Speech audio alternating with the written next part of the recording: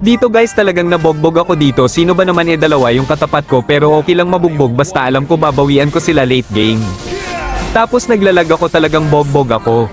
Grabe yung mga kalaban ko sobrang palo maglaro.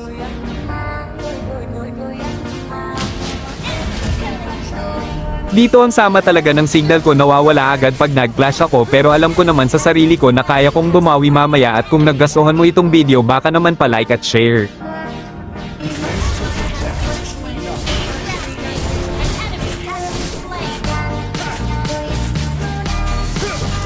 Dito nag-abang ako sa damo baka sakaling makadali ng isa pero ito yung nangyari.